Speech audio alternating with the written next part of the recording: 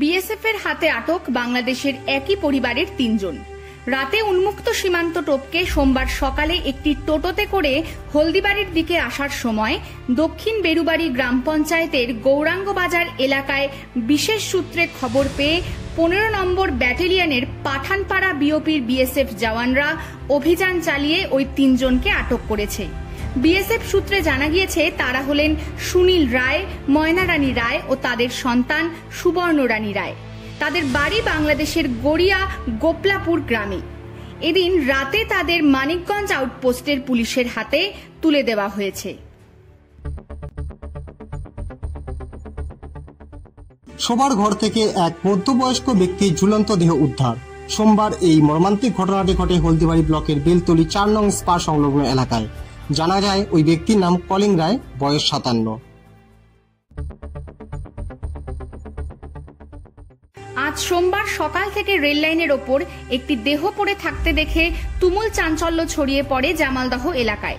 Police ও স্থানীয় সূত্রে জানা গিয়েছে মৃতের নাম প্রফুল্ল বসাক, বয়স আনুমানিক ৩৭ বছর।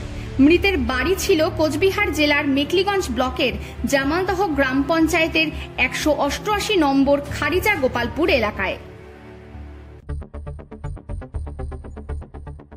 ভারতের সর্বোচ্চ চলচ্চিত্র পুরস্কার অর্থাৎ দাদা সাহেব ফালকে পুরস্কার পাচ্ছেন অভিনেতা মিঠুন চক্রবর্তী।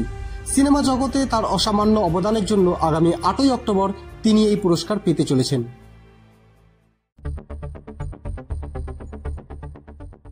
এলাকা পরিষ্কার রাখতে গানের মাধ্যমে সচেতনতামূলক প্রচার পৌরসভার। সোমবার বিকেল নাগাদ স্বচ্ছতা হি সেবা ২০২৪-এর অঙ্গ হিসেবে হলদিবাড়ি পৌরসভার তরফে শহরের কালীবাড়ি মোড়ে গানের মাধ্যমে সাধারণ মানুষের মধ্যে সচেতনতামূলক প্রচার চালানো হয়। পৌরসভা সূত্রে জানা গিয়েছে এরকম বিভিন্ন কর্মসূচি লাগাতার চলবে। আজ দুপুরে হলদিবাড়ি বিডিও অফিসের কমিউনিটি হলে ব্লকের দুর্গাপূজা কমিটিগুলোকে নিয়ে প্রশাসনিক বৈঠক অনুষ্ঠিত হয়। শারদীয় দুর্গোৎসব সুষ্ঠুভাবে পরিচালনার জন্য সমস্ত পুজো কমিটিগুলিকে প্রশাসনের পক্ষ থেকে আবেদন জানানো হয়। এই বৈঠকে শহর ও শহর সংলগ্ন ব্লকের সমস্ত দুর্গাপূজা কমিটির প্রতিনিধি সহ উপস্থিত ছিলেন হলদিবাড়ি থানার আইসি কাশ্যপ রায়, ট্রাফিক ওসি মোহাম্মদ হাফিজউদ্দিন, হলদিবাড়ি হাসপাতালের বিএমওএইচ সত্যেন্দ্র কুমার সহ দমকল ও বিদ্যুৎ দপ্তরের কর্মীরা। এবার চলে আসছি খেলার খবরে।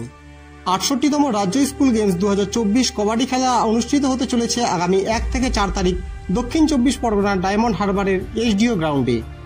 আজ উত্তরবঙ্গ এক্সপ্রেসে রওনা দিল অনূর্ধ্ব ১৪ বালিকা জলপাইগুড়ি জেলা দল এবং দার্জিলিং মেলে রওনা দিল অনূর্ধ্ব ১৭ বালিকা কোচবিহার দল।